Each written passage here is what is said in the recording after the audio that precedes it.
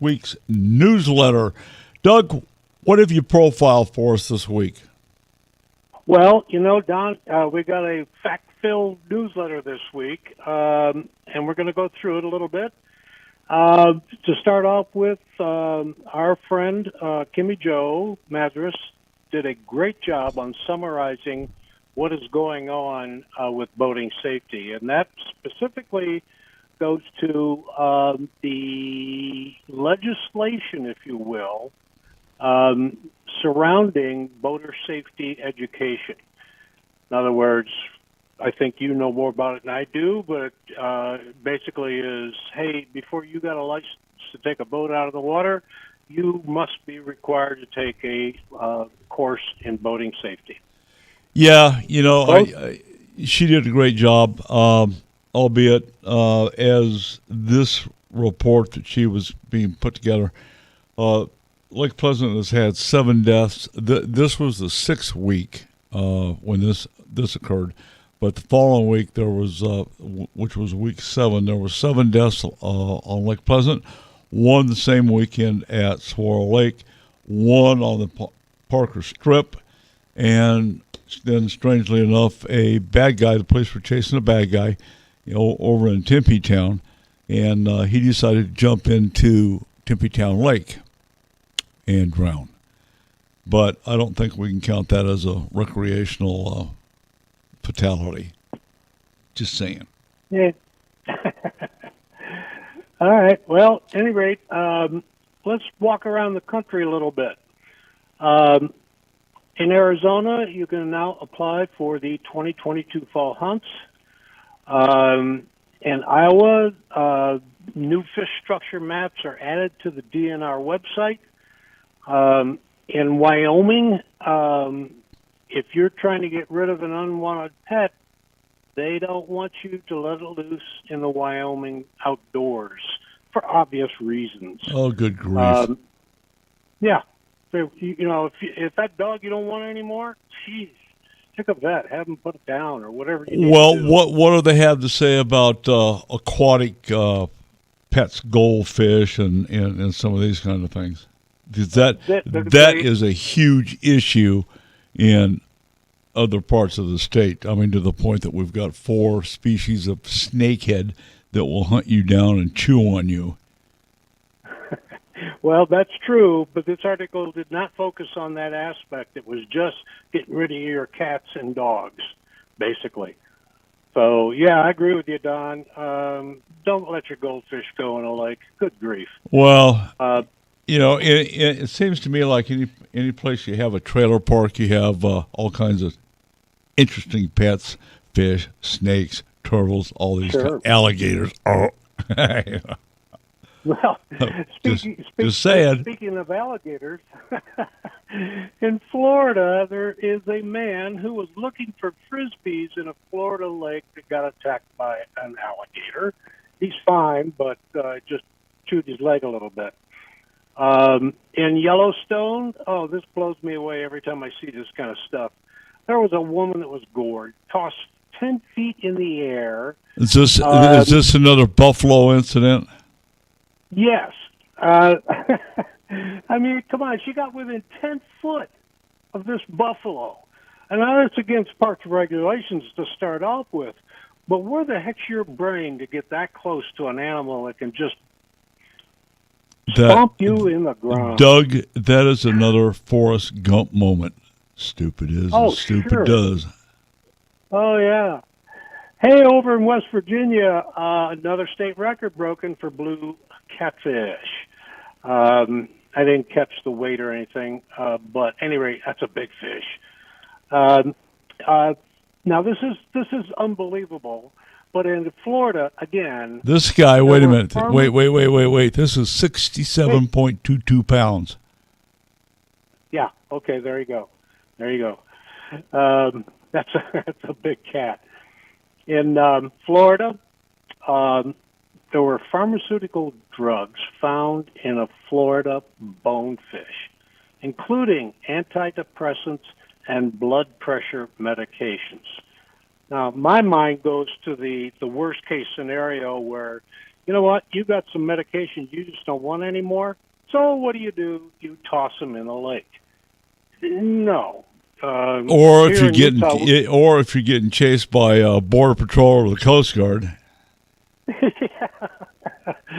Yeah. The law here is you take it to your county police or your local police office, and that's how you get rid of them. What happened what happened to flush it? Well, that goes into your sewer system and back into water reclamation. And yes, yada, but yada, yada. we're supposedly living in a civilized society. That goes to a sewer wastewater treatment plant and not dump it into the bay like they do in Mexico, Bangladesh, and other little. Never mind. Let's go swimming in that river. Now, this particular spot was about a guy up in Alaska, and the headline reads, Alaska man hooks a pike, flips his rowboat, loses the rod, steals a pedal boat, finds the rod, and lands the pike. Now, without the pictures in front of you, I mean, my goodness, you can see what this guy went through, just as the headline describes.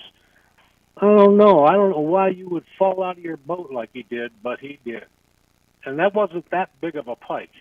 It was good size, but it wasn't huge. Yeah, but he shouldn't have been standing up in his boat. I mean, come on. That's another Gump moment. That's right. When you're in a V-bottom boat, it'll rock like crazy. We're going to bypass that one. We want to talk about the Second Amendment here. Well, let's back up. Hang on a minute. Let's go back to Alaska. Sure. Okay, so he flips his rowboat, loses a rod, steals a pedal boat. Yeah. Okay. You could see him in that pedal boat. It makes me laugh. I mean, I can't believe this. Yeah, unless that was your pedal boat. Yeah, well, it wasn't his. Okay, all right, moving along. God bless America. A little description on what proxy fishing is up in Alaska, if you don't already know. On the Second Amendment, I want to get into that. Biden and anti-gun Democrats are fueling gun sales. Really? With all the controversy that's gone on, and I'm not making light of the situation with the killings that have occurred in Texas or anywhere else. The fact is, there's nothing you can do to stop this. I just don't understand where their minds are going. Well, this is, Doug, think about this. Who does Biden actually work for? I mean, if you start, now I don't want to get on my soapbox again. I know. He works for the drug cartel. Okay? Yeah. He works for Vladimir Putin. I mean, that's rather obvious. And in this case, I'm going to say it works for the gun industry. Because every time they start doing a gun grab, or talking about a gun grab, up go gun sales. Yeah. Now, which that begs the question is he and Hunter getting gun kickbacks? Interesting point. I don't know. It's just another damn distraction, I think, on the outside. That was tongue in cheek, but with the look, the world's on fire. We're still in a war situation with Ukraine, Russia, and I don't know if you've noticed lately, but there's less and less and less news coverage from credible news sources on Ukraine and what Putin's doing and the death and destruction that's still being amassed on the Ukraine landscape. Now we're getting high seas blockades by the Russians on the Black Sea, which is leading to more food shortages, higher prices. And, Biden's not buying it. He's not standing up and taking responsibility for anything. He's still wondering why his ratings have tanked.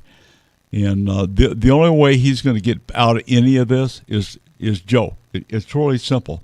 Put it back the way you found it. Just put it back. It's easy. Close the border, turn loose to the fuel industry, and watch what happens to everything else. This country has a tendency to right itself if you turn loose the reins. That's what we do. Mm-hmm. So, anyway, moving along. Everything you want to say about Biden is summarized at $5 a gallon. Go to $6.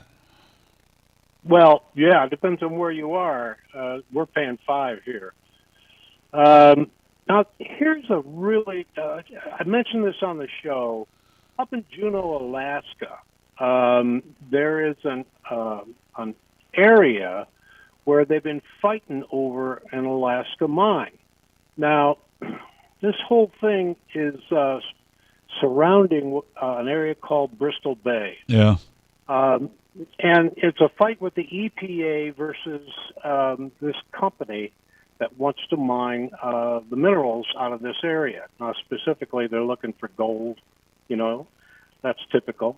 And the whole controversy surrounds this, and this is a huge area for salmon, sockeye salmon, coming up into the river right there.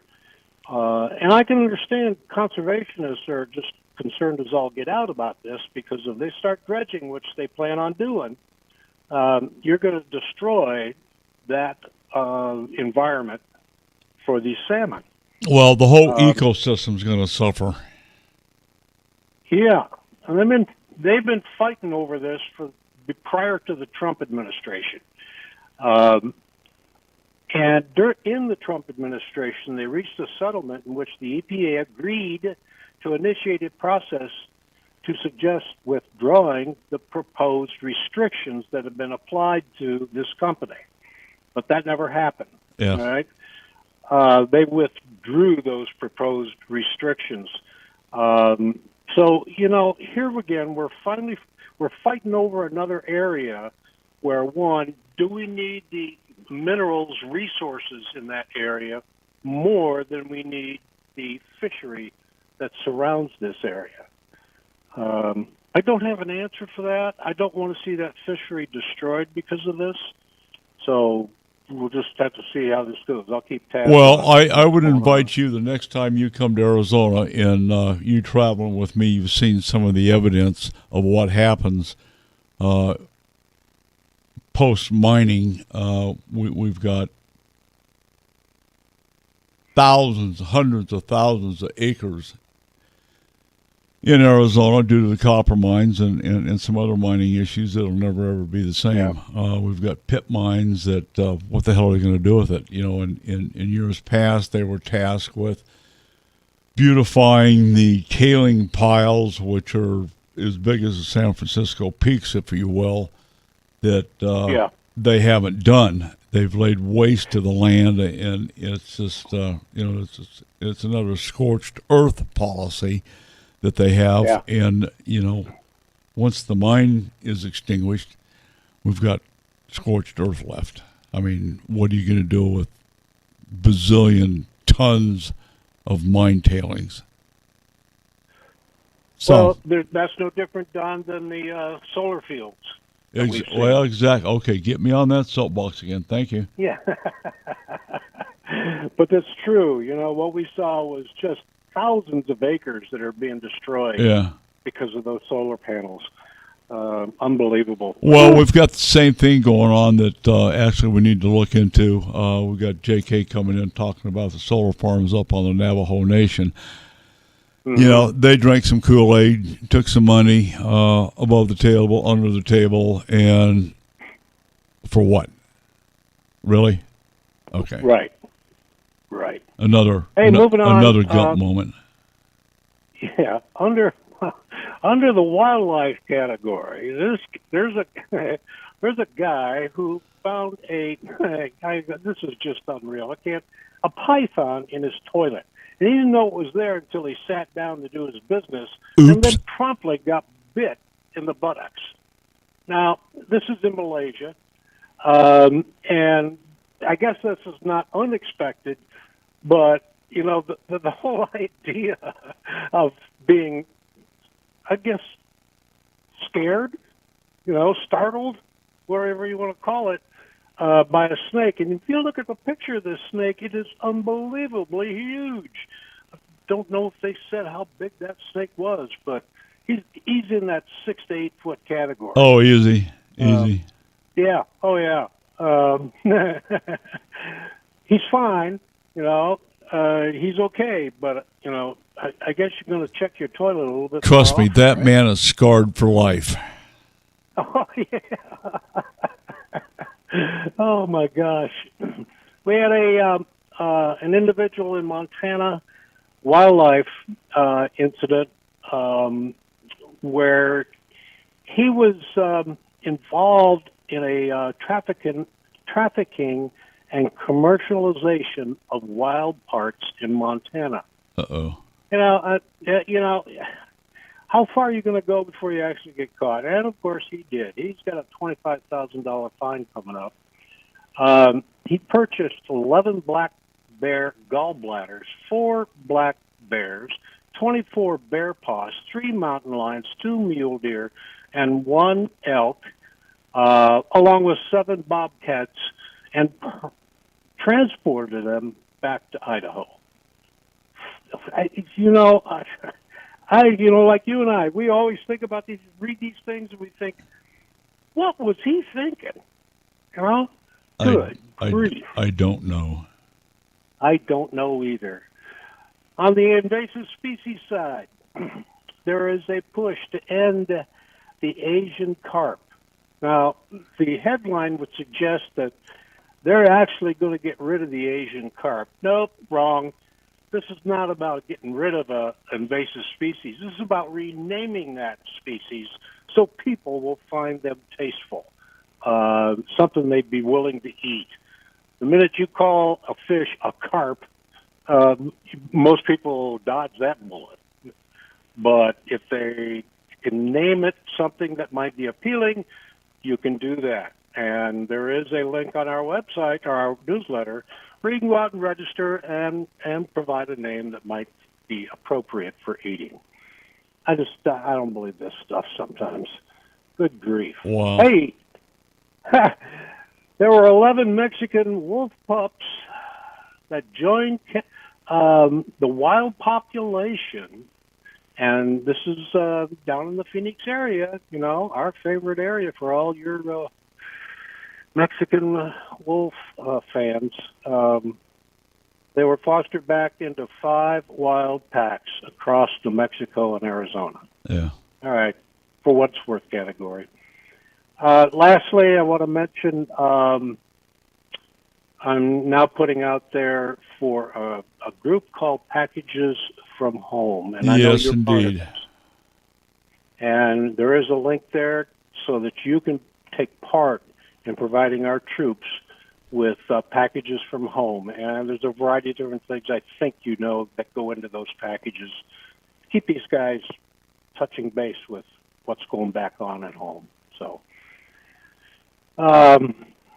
lastly, I put a couple of graphics out there that I thought were, okay, here we go. If you can see it on the screen, I don't know if you want to make any comments on this, but the one I thought was really cool is a bunch of bears up in Steamboat Springs. This is a cartoon. One's pointing to, how people put their family pictures, the kids and family holding hands type of thing. And the one bear says, hey, look, a menu. So, making light of the situation. Yeah. And if you want to laugh your butt off, go to the very bottom and watch a Rodney Dangerfield clip. Oh, my God. Okay. Oh, he's hilarious. Yeah. All right, that's it, Don. He was always good. All right, well, good job as always. If you folks haven't gotten the newsletter, you can by signing up at huntingfishing.com. Go to news, follow the pull-down menu, and Doug will send one to your computer. All right. Just once a week, Don. Yep, great job, man. Good stuff. Right. I might mention there's a couple of good topwater videos there you can chime in on. So good job on that. Thank you.